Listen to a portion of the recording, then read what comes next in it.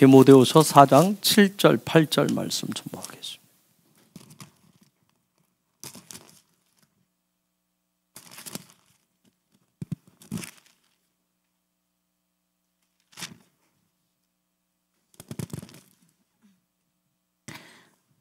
나는 선한 싸움을 싸웠고 내가 달려가야 할 길도 끝냈으며 믿음도 지켰습니다. 결국 내게는 의의 면류관이 예비되어 있습니다. 그 면류관은 의의 재판관이신 주님께서 그날에 내게 나뿐만 아니라 주님의 나타나심을 사모하는 모든 사람들에게 상으로 주실 것입니다. 아멘. 여러분, 우리가 이번 주간에 토라 포션 바이 샬라우 주간이죠. 여러분 잘 그 안에서 말씀 묵상도 하고 또 되새김질하는 그런 시간을 보낸 줄 알아요. 자, 야곱이 외삼촌 집에서 4명의 부인과 또 11명의 아들, 딸 1명의 딸을 얻었죠. 그리고 이제는 고향으로 다시 돌아가라고는 그에게서는 부엘셰바, 그 고향으로 돌아가라는 여호와의 명령이 있었어요. 그런데 돌아가는 일도 또 쉽지 않았죠. 외삼촌 라반과 또 사촌들의 그런 방해도 있었어요. 여러 가지 우여곡절을 겪으면서 이제 돌아가는 여정에 있었어요. 그러나 그가 점점 더 고향집에 가까울수록 뭐였어요? 마음에 두려움을 주는 어떤 그런 트라우마의 대상인 에서, 형 에서가 있죠. 또 그가 혼자 오는 것도 아니고 400명의 가병들을 이끌고 마주온다라고 하는 그 소식이 굉장히 두려움 속에 빠집니다. 그런 두려움 속에서 그가 약복강에서 하나님의 사자와 함께 또 씨름하는 사건이 있죠. 그 씨름을 통해서 그가 외쳤던 고백은 다른 거 아니어서 오직 야훼만을 의지하겠습니다. 오직 예수와만 바라보겠습니다. 그렇게 믿음의 고백을 하고 이제 드디어 그 두려움의 대상인 형을 맞이하러 가죠. 맞이하러 나가지만 그 앞에 여전한 두려움이 있었어요. 근데 그때 두려움이 여러분 이래라고 그래요. 어떤 놀라운 이 깊은 거기에는 하나님이 하시는 일들을 보겠다라는 겉으로 나타나 볼 때는 두려움의 어떤 고백이 있지만 그게 그 놀라운 신앙의 고백이 있어요. 하나님이 공급하시고 하나님이 함께 하실 것이라고 하는 그 이래의 신앙 고백이 있었어요. 그러나 그것이 또 끝이 아니었죠. 그 이후에 어떤 사건이 벌어져요? 외동딸 하나밖에 없는 그 딸 디나가 강간 폭행당하는 사건도 벌어져요. 그 사건으로 해서 뭐예요? 둘째 아들, 셋째 아들 시몬과 레이가 살기 등등 해가지고 세겜족 남자들 다 죽이는 어마어마한 살인 사건이 일어나죠. 그런 두려움 속에 또 빠졌을 때 다시금 여호와의 명령이 올라와요. 베델로 올라가라고 하는 그 명령이 그에게 주어집니다. 거기에 올라가서 그 순종하자 두려움 속에서 그래서 베델, 이 베델을 완성하는 사건이 거기서 일어나요. 이런 여러 가지 두려움의 사건들이 있었는데 그 베이트엘, 베델의 완성으로 드디어 그가 이스라엘이라고 하는 이름, 실제적인 이름 욕을 받죠. 그죠? 이스라엘. 이건 바로 하나님의 나라를 얘기해요. 킹덤을 얘기해요. 하나님의 나라를 얻었어요. 그러나 이것뿐만이 아니라 거기는 숨겨진 놀라운 하나님의 약속이 있었어요. 장차 이방의 교회들로 그로부터 시작될 것이라고, 이방의 교회들이 그에게서 나올 것이라고 하는 놀라운 예언 축복을 받습니다. 야곱이. 자, 이런 놀라운 어떻게 보면 대역전하는 이런 사건들이 있었는데, 그런데 그토록 사랑하는 아내, 사랑했었고 사랑하고 있는 그런 아내, 심지어 그가 외삼촌 라반의 집에서 20년의 수고가 그저 하룻밤 꿈처럼 지나가도록 했었던, 그토록 사랑했었던 그 아내 나엘이 아들을 낳다 죽습니다. 그렇죠? 누구를 낳아요? 베냐민을 낳습니다. 오른손에 아들이라는 뜻을 가지고 있어요. 여러분, 이건 단순한 아내의 죽음을 얘기하는 걸까요? 성경이 우리에게 얘기하는 것은, 자, 나엘의 죽음. 이게 이번 주간에 들었어요. 여러분, 나엘의 죽음, 요 얘기는 마지막 때 교회가 맞이하게 될 끔찍한 고난, 환난의 예표이기도 해요. 예수와의 재림을 맞이하기 전에 겪게 되는, 늘 강조해서 대부흥의 쓰나미 사건을 겪게 되는 그것을 지금 예언적으로 예표하고 있어요. 자, 라헬의 죽음으로 얻었었던 이 베냐민,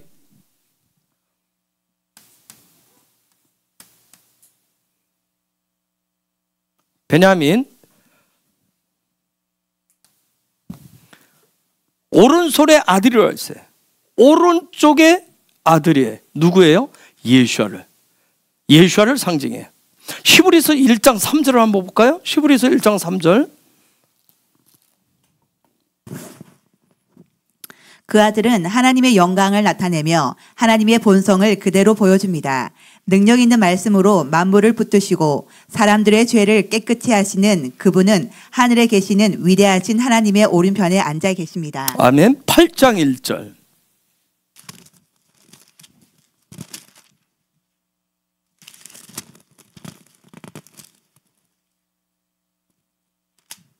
지금까지 우리가 말한 것의 요점은 하늘에 계신 하나님의 오른쪽에 앉아 계신 대제사장인 우리와 함께 있다는 것입니다. 자, 예수와에 대한 상징적인 부분을 말씀을 하고 있는데, 이것은 바로 권세와 능력을 상징한다고 그랬어요. 권세와 능력을 상징한다. 즉 마지막 때 대부흥을 갈망하는 교회는 무섭게 몰아칠, 그 하늘로도 몰아치는 그 쓰나미를 이기고 넘어설 킹덤으로부터 부어지는 권세와 능력인 베냐민을 출산해야 한다는 거예요. 이건 저와 여러분의 또한, 대부흥을 갈망하는 저와 여러분, 우리 헤브론의 또한 영적인 숙제이기도 해요. 베냐민을 출산을 해야 돼요. 그런 베냐민, 권세와 능력을 상징하는 그 베냐민을 출산한 교회를 사도적 교회라고 해요. 여러분이 밖에서 여러분의 미디어나 어떤 여러 가지 것들을 통해서 요즘 많이 등장하는 게 뭐예요? 마지막 때로 갈수록 사람들은 초자연적인 것을 원합니다. 초자연적인 것을 더 원해요. 또 한 가지, 그래서 초자연적인 것을 원하면서 또 영원한 세계에 대해서 굉장히 요즘 어떤 드라마, 영화 이런 부분 보면 굉장히 많이 나오고 있어요. 어떤 초월적인 내용들, 저쪽 세계에서 와서 머무른 슈퍼맨 같은 그런 존재들 막 등장하는, 영혼 불멸 얘기도 하죠. 어떤 초월적인 어떤 그런 인간, 이런 주제를 가진 내용들이 굉장히 많아져요.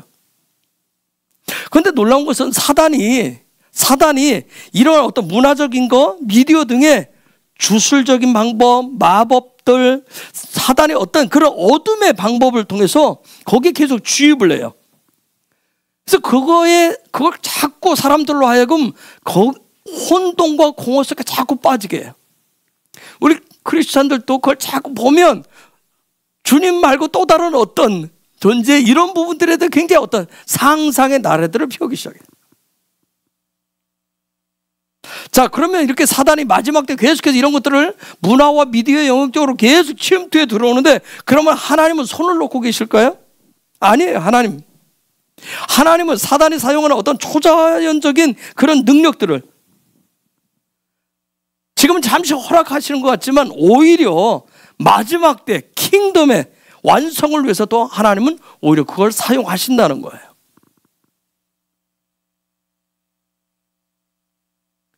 그렇기 때문에 하나님은 당신과 친밀하고 주님의 형상을 닮아가고 주님의 말씀대로 훈련하는 사람들을, 그래서 그 마지막 때 그 일들에 어마어마한 권세와 능력을 드러낼 그런 사람들, 쓰시기 위해서 훈련하는 사람들을 찾고 계신 거예요. 그래서 마지막 때로 갈수록 마지막 때는 하나님과의 올바른 관계 형성이 굉장히 중요해요.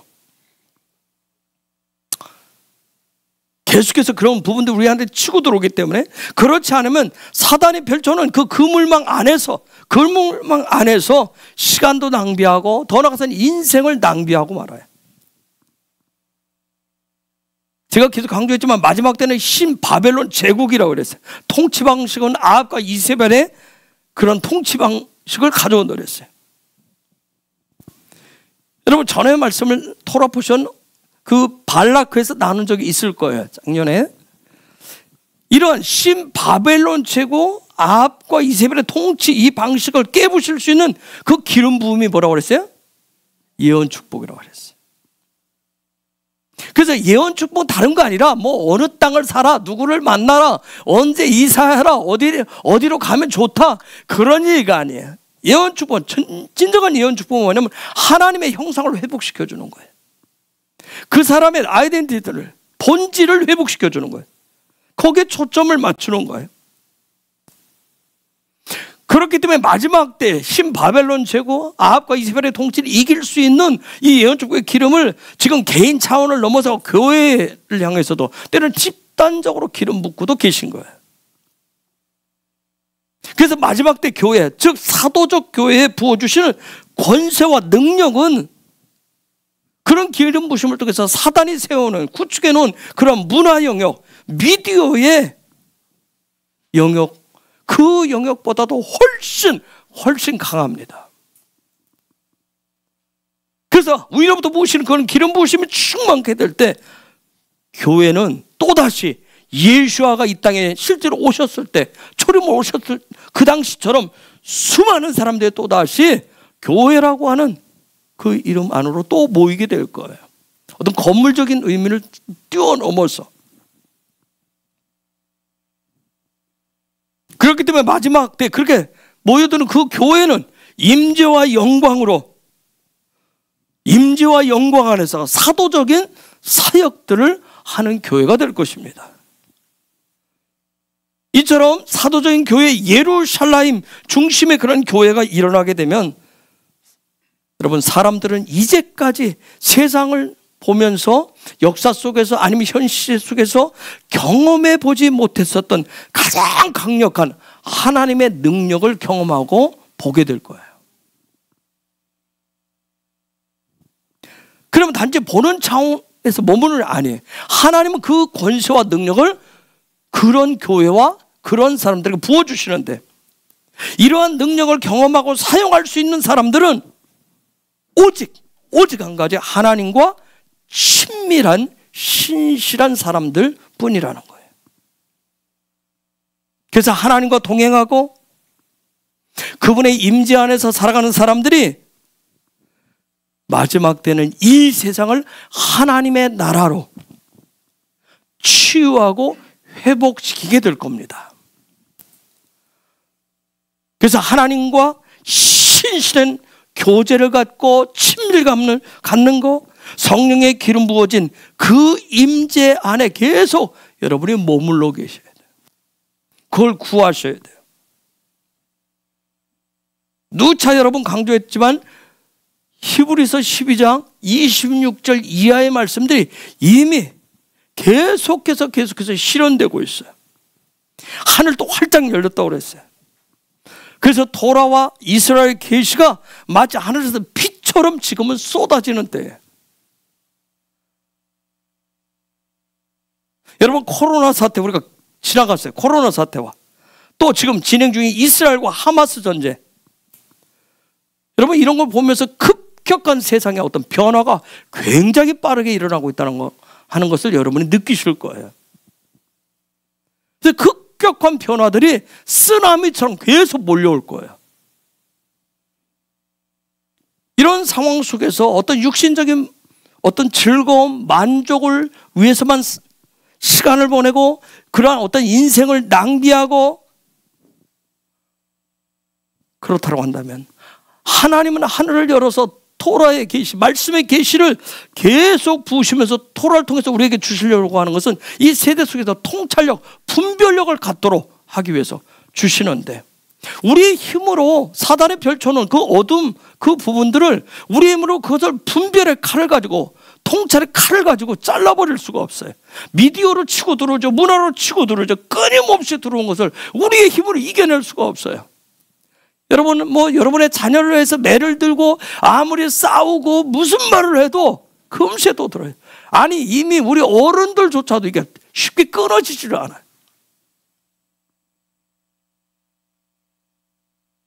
그런데 그것을 끌어낼 수 있는 게 하나님의 말씀이에요. 통찰력, 분별력을 준다는 것은 예리한 검처럼 그걸 주어서 그것을 잘라버리게 하는 거예요. 응? 그리고 이 시대와 세대 속에서 어떻게 흘러가는지 그 분별력 있는 그 눈을 가지고 살아갈 수 있도록 해주는 거예요. 그러나 그런 것을 다 덮어두고 오직 미디어 속에, 문화 속에 갇혀서 사단이 펼쳐놓은 그런 그물 안에 갇힌 고기처럼 그 악한 세대와 함께 물결 속에 그냥 시간 속에 젖어가는 사람들, 그날에 살아남지 못할 것이라는 거예요.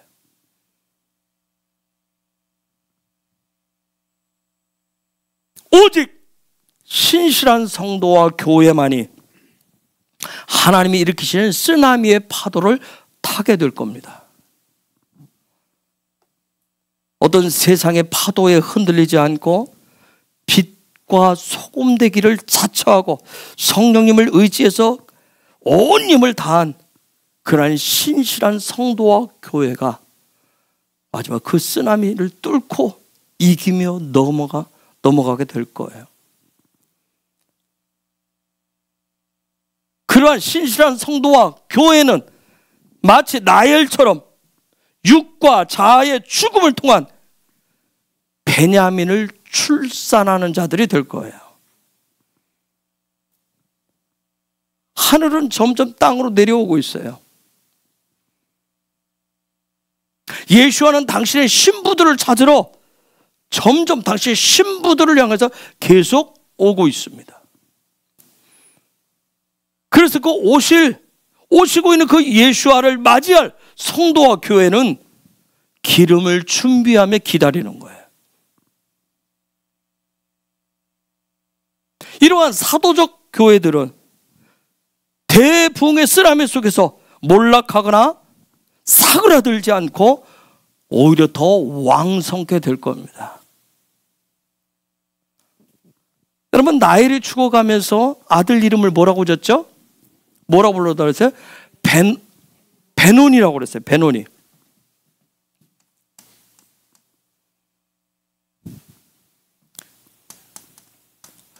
베논이라고 그랬어요. 슬픔의 아들, 고난의 아들이다. 이거 어떤 여러분 깊은 내용으로 보면 초림의 예수야를 보여줘요. 초림의 예수야. 그런데 야곱은 뭐라고 불렀죠? 베냐민이라고 불렀어요. 즉 재림의 예수야를 얘기하고 있어요. 즉 베냐민 시대가 열린다라고 하는 것을, 영원한 하나님의 킹덤의 시대가 열린다라고 하는 그런 놀라운 고백이에요. 그런데 자, 베냐민 요 두 차이가 대붕의 쓰나미를 통해서 갈리게 됩니다.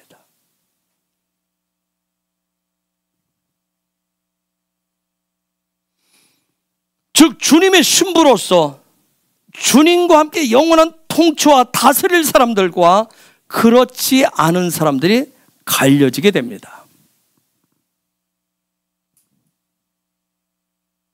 마치 잃어버린 첫사랑을 회복하고 말씀을 회복하는 그 길을 되찾아가는 사람들과 마치 계시록에 나타나 있는 라오디게아 교회처럼 그런 이런 첨단 문명 시대에 무슨 종말이 온다고, 무슨 예수아가 와, 우리 이거면 다 됐는데 하는 그런 두 세대로 나누게 될 거예요.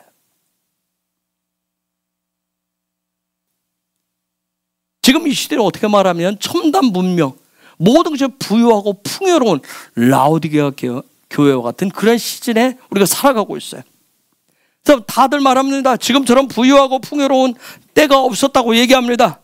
굳이 이때 내가 예수를 고생스럽게 고난을 당하면서 내가 믿어야 될 이유가 없다고 얘기합니다. 그런데 그 라오디게아 그 교회에 보면 뭐예요? 그들은 이미 눈이 먼 자라고 그랬어요. 그들처럼. 그래서 이미 눈이 멀었기 때문에 벌거벗김을 당하고 있어도 오히려 보지 못하고 깨닫지 못하면서 지금 살고 있는 거예요. 그래서 그 말씀에 보면 뭐예요? 그날에 주님이 뭐 할 거라고 그랬어요? 그들을 토하여 내칠 거라고 그랬어요. 토하여 내칠 것이라고 했어요.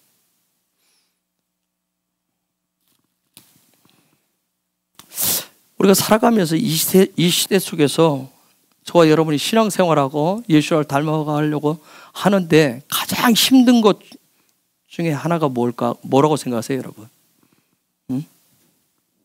우리가 하나님에 대해서 헌신, 하나님에 대한 열정, 하나님만을 바라보는 예배, 그분과의 어떤 친밀감, 우리의 어떤 그분을 향한 소망, 다시 오실 예수를 바라보는 그런 믿음, 이것을 계속 유지해 가는 데 있어서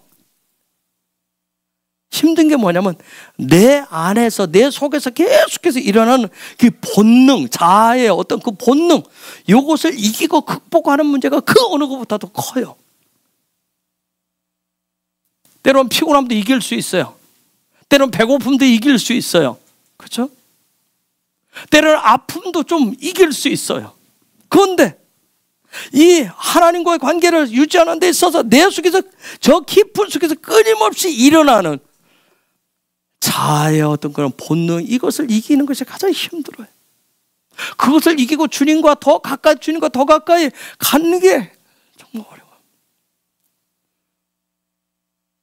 제가 있죠, 요즘 깨가 납니다. 밤에 말씀을 듣고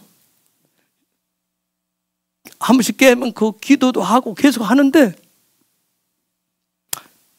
어떤 날은 최근에 깨가 생겨요. 일주일에 하루 정도는 오늘은 말씀도 안 듣고 조용히 자야지 하고 안 듣는 날이 있어요. 일주일에 한 번 정도.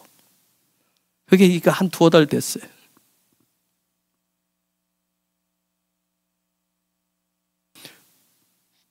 몇 년 동안 잘해오던 기도도 자다 깨면 안 하고 갑자기 생각이 멈춰서 가만히 있어요. 그러다 제가 깜짝 놀라요. 내가 지금 뭐 하고 있지? 왜 안 하지? 그러고 다시 그때서 하는데, 어느 순간은 그것도 하지 말고 돌아눕소, 자자, 이렇게 자려고 하는 경우도 있어요.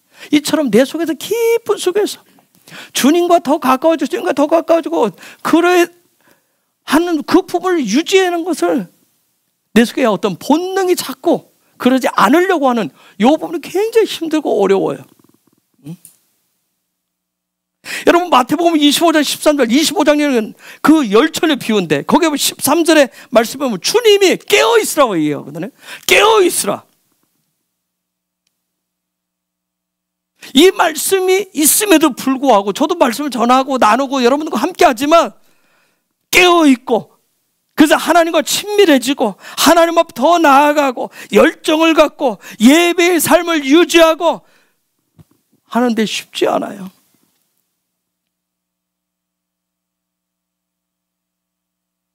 그러나 그 상황 속에서 여전히 하나님의 말씀을 생명의 말씀으로 받고 여전히 그럼에도 불구하고 자아의 본능을 이기면서 하나님과의 관계를 잘 유지하는, 승리하는 자들에게 슬픔이 아닌 권세와 능력이 킹덤으로부터 권위 있게 부어지고 위임된다라고 하는 점이에요. 이처럼 끊임없이 킹덤도, 하나님의 나라도 권세와 그 능력을, 그 슬픔에는 베노니가 아니라 베냐민의 그 시대를 열어주기 위해서 계속 붙고 있는데, 그런 기름 부으심을 가진 사람들은 그 상황 속에서 언제든 어디에 있든 그래서 예수와의 권위를 드러내면서 사는 거예요. 그 빛을 드러내면서 사는 거예요. 그렇기 때문에 장차 불어닥칠 그 쓰나미 속에서 쓰나미 파도에 휩쓸려 죽는 자가 아니라 그러한 쓰나미를 뚫고 이기고 넘어가는 자들이 될 것입니다. 왜요? 이미 그 앞에 정금과 같이 연단된 훈련이 되어 있기 때문에 그렇다는 거예요. 그래서 말씀이 계시록에 있듯이 마지막 날에 주님이 정금같이 훈련된 그런 성도들에게 정결한 옷을 입혀주실 거예요. 그리고 그들을 통해서 세상을 변화시킬 겁니다. 그런 그들이 모여있는 그것을 사도적 교회라고 얘기하는 거예요. 마태복음 22장 14절 한번 볼까요?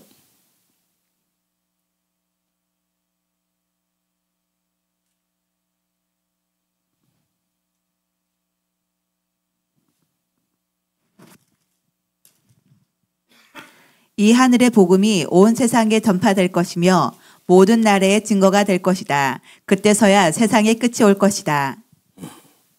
많은 사람들이 하나님의 나라, 예수와의 그 혼인잔치에 들어가기를 원해요. 그러나 한 가지, 대가 지불은 원치를 않는다는 점이에요. 여러분, 대부분, 저를 비롯해서 대부분의 사람들은 뭐예요? 즐겁고 신나는 일을 좋아해요. 그러나 반대로 연단받고 훈련받고 고난받는 것은 누구도 잘 원치를 않아요.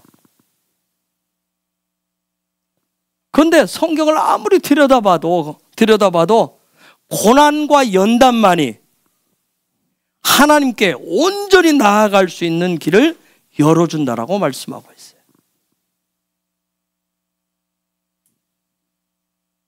그것만이 하나님께 온전히 헌신된 마음이라고 하는 것을 증명할 수 있는 유일한 법이라고 하는 것을 하나님의 말씀, 성경은 우리에게 가르쳐주고 있어요. 이것이 토라가 말하는 가르침이에요. 앞에서 말씀드렸지만 지금 우리는 부족함이 없는 아주 풍요로움 속에 살고 있어요. 그렇죠? 아무리 경제가 어렵다고 그래도 여러분, 먹고 마시고 밥 한 끼 값이랑 커피 안 마시나요? 마시죠? 여러분 어디 쉴 자리, 놀 자리 다 해요. 그만큼 풍요롭 속에 우리는 살고 있어요.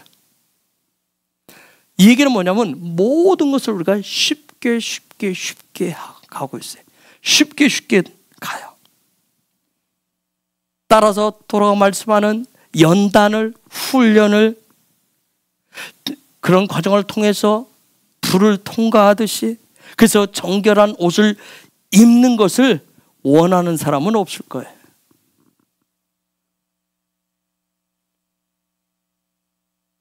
그런데 토라는 뭐라고 얘기하세요? 그러한 연단을, 그러한 훈련을 사모하라고 얘기합니다. 어쩔 수 없이 목에 걸려서 끌려가는 것이 아니라 오히려 고난받기를, 그 불소를 통과해서 정금되기를 사모하라고 말씀하고 있어요. 여러분도 예언 축복 하지만, 여러분도 예언 축복 받는 걸 좋아하잖아요. 수많은 사람들이 예언 축복은 원하지만, 그러나 그 시간에 주어진 그 예언 축복을, 그것이 그 말씀이 성취되도록 내가 훈련되어지고 연단받는 것을 싫어해요. 그래서 뭔가를 가져다 준다라고 하는 그것은 굉장히 좋아해요. 그러나 그것을 가져오기 위해서, 하늘의 것을 취하기 위해서 그 과정에 얼마나 많은 연단이 필요하고 훈련이 필요한지 그것은 잘 취하려고 하지 않는다는 점이에요. 쉽게 다가가려고 해요. 그래서 이 시대 사람들은 대부분이 연단과 훈련을 매우 싫어하는, 쉽게 살아가는 사람들이 대부분이에요. 그런 성경을 보면 그러한 다수 속에서 소수의 사람들이 연단을 통해서 정금처럼 정결의 그 옷을 입고자 토라의 가르침에 귀를 기울이고 있다는 거예요. 여전히 그 사람들을 갈망하면서 여전히 찾고 있어요. 왜요? 주님 오실 때가 그리 얼마 남지 않았다는 걸 인지하고, 그렇다면 나는 무엇을 어떻게 어느 자리에서 준비해야 하는가를 계속해서 귀를 기울이고 점검을 하는 거예요.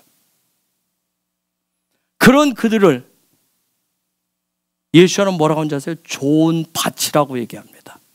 그들을 좋은 밭이라고 얘기해요. 계속 들으면서 내 안에 있는 딱딱하게 굳은 그런 길과 같은 그런 마음을 갈아엎는 일을 계속하는 거예요. 그리고 그런 돌멩이들을 계속 골라내는 거예요. 가시덤불도 염려와 근심을 가져다 주니 그 가시덤불을 계속 치워내는 거예요. 좋은 밭으로 만들기 위해서 계속 준비하는 거예요. 여러분, 좋은 밭의 특징은 뭐예요? 30배, 60배, 100배가 있더라고요. 30배는 뭐예요? 우리가 이미 공부를 해왔어요. 라메드예요. 훈련이에요. 훈련 받는 거예요. 훈련 받는 건 누구도 조절하지 않지만, 그런 좋은 밭의 첫 번째 조건은 훈련이에요. 훈련 받으려고 하는 거예요. 계속 훈련을 받는 거예요. 60배는 뭐예요? 그런 훈련을 통해서 뭐 하는 거예요? 싸매크, 분별하시는 거예요. 올바로 분별하시는 거예요. 통찰하시는 거예요. 그리고 100배는 뭐예요? 100배는 예수에 대한 하늘의 그 킹덤에 대한 소망으로 충만케 되어지는 거예요. 그런 소망으로 씨를 뿌리는 거예요. 말씀에 씨를 뿌리는 거예요.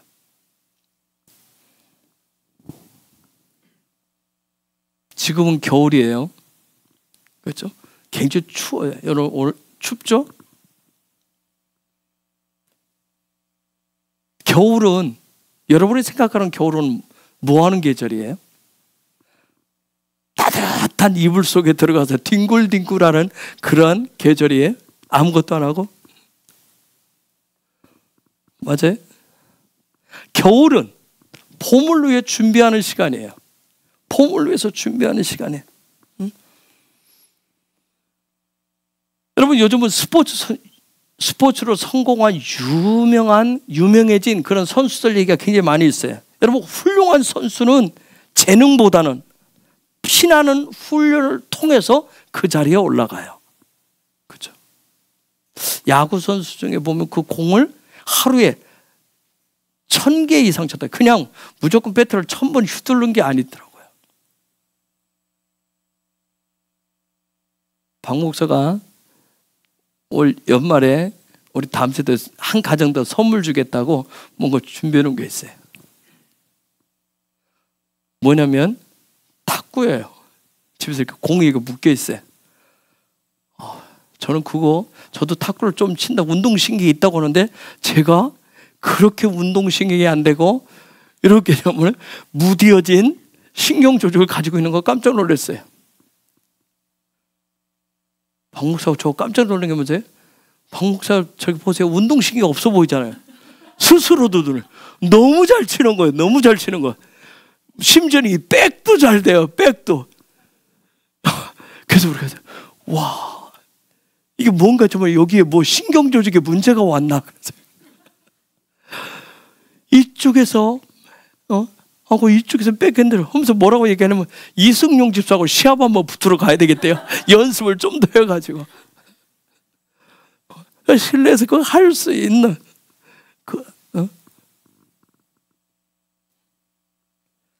그런데 여러분, 그 선수들이 이거 할 때, 탁구 선수 이거 할 때 그냥 막 하는 거 아니에요. 똑같은 스탠스를 유지하기 위해서 이걸 매일 수백 번, 수천 번 똑같은 각도로, 똑같은 힘으로 똑같이 가도록 휘둘러요. 저는 예전 잘 몰랐어요.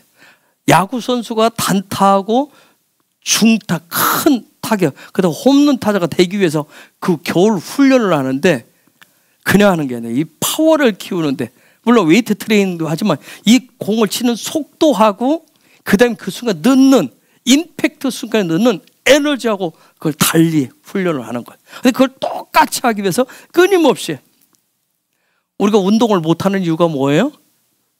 이렇게 갔다가 이렇게 갔다가 이렇게 갔다가, 그래서 막 못 치잖아요. 근데 그들은 뭐예요? 동일하게 간다고, 동일하게.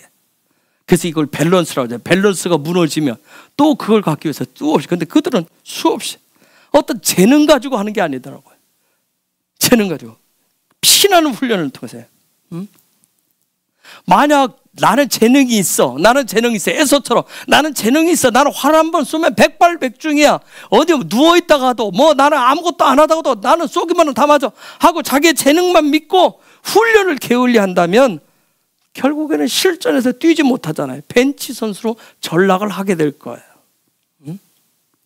우리가 저 예수를 통해서 구원받은 사람들을 구원받았다. 난 구원받았으니까, 난 천국 가게 될 거야. 나는 그날 가게 될 거고. 나는 아무 준비도 하지 않는다면, 기름도 준비하지 않는다면, 난 말씀도 준비하지 않는다면, 나는 그 정결의 옷을 입을 준비를 하지 않는다면 어떻게 되겠는가?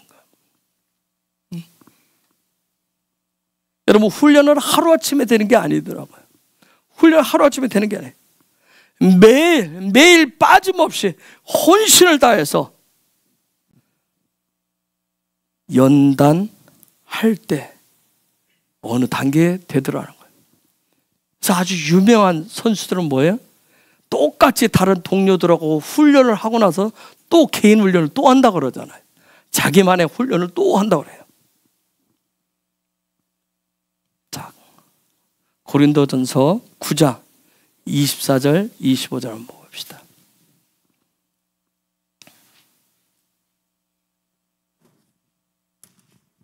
경기장에서 경주자들이 다 달려가지만 상을 받는 사람은 한 명뿐인 것을 알지 못하십니까? 이와 같이 여러분도 상을 받을 수 있도록 달리십시오. 경기를 하려는 사람은 모든 면에서 자기 절제를 하는 법입니다. 그들은 썩어 없어질 면류관을 얻으려고 절제를 하지만 우리는 썩지 않을 면류관을 얻으려고 그렇게 합니다. 아멘.